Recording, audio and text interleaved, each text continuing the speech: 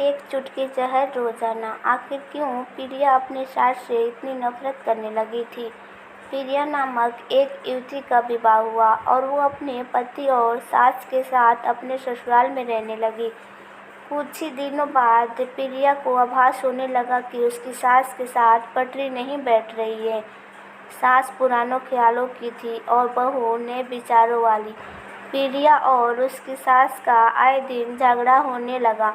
दिन बीते, महीने बीते, साल भी बीत गया। न तो सास टिप्पणी करना छोड़ती और न प्रिया जवाब देना। हालत बद से बदतर होने लगा। प्रिया को अब अपनी सास से पूरी तरह नफरत हो चुकी थी।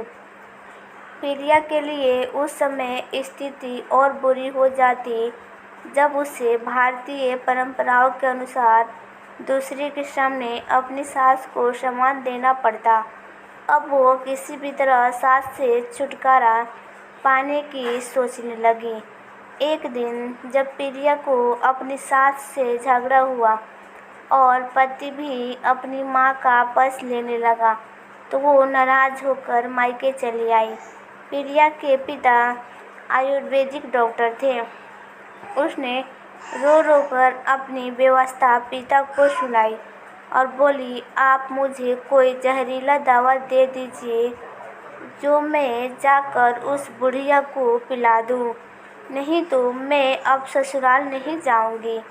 बेटी का दुख समझते हुए पिता ने प्रिया के सिर पर प्यार से हाथ फेरते हुए कहा, बेटी, अगर तुम अपनी सास को जहर खिलाकर मार दोगी तो तुम्हें पुलिस पकड़ ले जाएगी और साथ ही मुझे भी, क्योंकि वो जहर मैं तुम्हें दूंगा, इसलिए ऐसा करना ठीक नहीं होगा।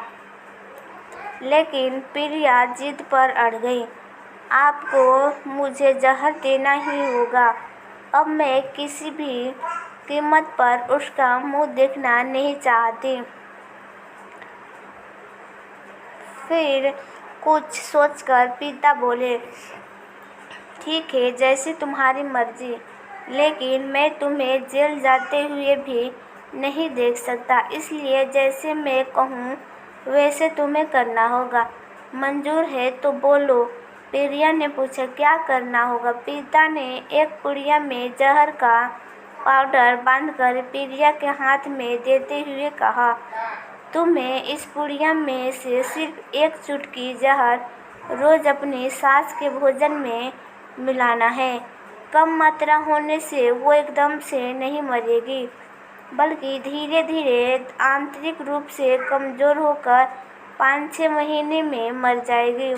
लोग समझेंगे कि वो स्वाभाविक मौत मर गई। पिता ने आगे कहा, लेकिन तुम्हें बेहद सावधान रहना होगा ताकि तुम्हारे पति को बिल्कुल भी शक न होने पाए, वरना हम दोनों को जेल जाना पड़ेगा। इसके लिए तुम आज के बाद अपनी सास से बिल्कुल भी झगड़ा नहीं करोगी, बल्कि उसकी सेवा करोगी। यदि वो तुम पर कोई टीका टिप्पणी करती है तो तुम चुपचाप सुन लोगी, बिल्कुल भी प्रत्युत्तर नहीं दोगी। बोलो, कर पाओगी ये सब। प्रिया ने सोचा, 6 महीने की ही तो बात है, फिर तो छुटकारा ही मिल जाएगा। उसके पिता की बात मान ली और जहर की पुड़िया लेकर ससुराल चली आई। ससुराल आते ही अगले ही दिन से प्रिया ने सास के भोजन में एक चुटकी जहर रोजाना मिलाना शुरू कर दिया। साथ ही उसके प्रति अपना बर्ताव भी बदल लिया।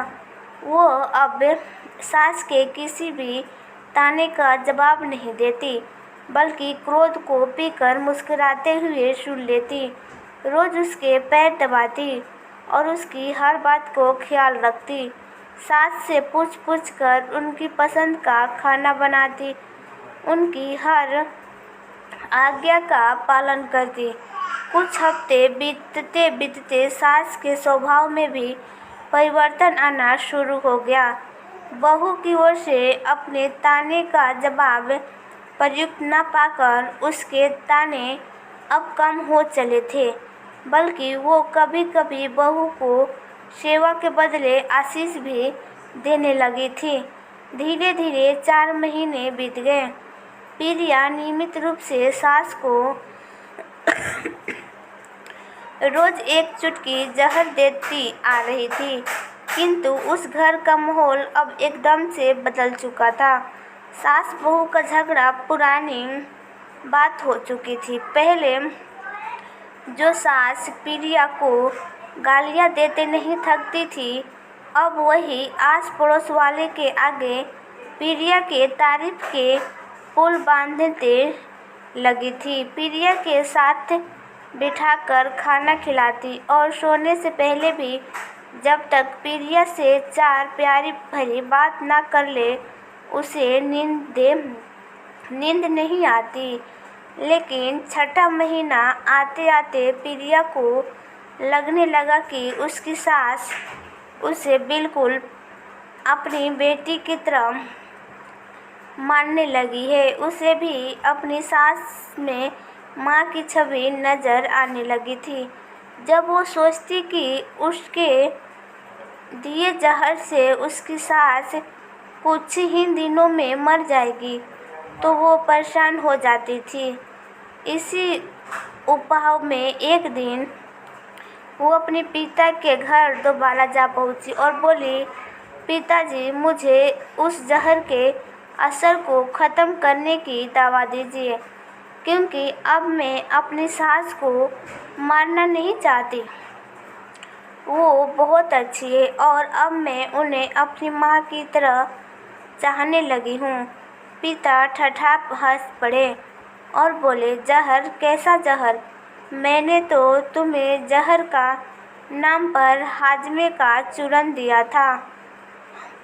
हाँ हाँ, लेकिन तेरी बेटी को सही रास्ता दिखाए माँ बाप का पुण्य फल अदा करें।